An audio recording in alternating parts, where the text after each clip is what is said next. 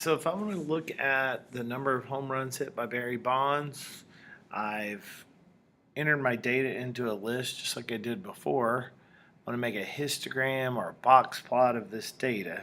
The first thing I'm going to do is go in, I'm going to add a new page. It's going to be data and statistics. On the x-axis, I'm going to come down here. I'm going to choose the variable we're looking at, which is Barry Bonds. Now this gives me a dot plot of that data. If I want to change that into histogram, I just go into menu, change the plot type to histogram, and it makes a histogram for me. Now the bin size on this turns out to be pretty nice after it gets it. It's all the values from 45 up to 50, but it doesn't include 50. And it also tells me that there's 5 points in that set of data. And you can see that from the y-axis, the frequency over here.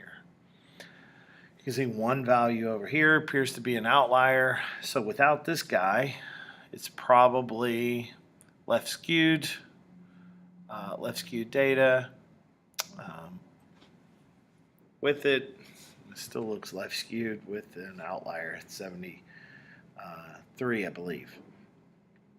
So 1 point from 70 up to 75. Remember the parentheses right here means it doesn't include 75. It includes all the way up to 75. So 74.999. If I want to change that to a box plot, I just come up here to menu, plot type, change it to box plot, and I've got my box plot. As you hover over these guys, it tells you the maximum, the quartile, the median, the first quartile, and then the minimum.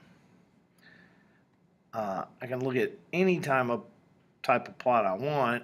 Those are two that we use in stats most often. Now if I go to plot properties, I can also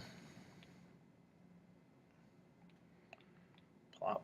Oh, I'm sorry, I got the wrong plot. So I'm sorry, I'm going to change this back to a histogram. And then I'm going to go to plot properties, and there's this option right here. It's called histogram properties.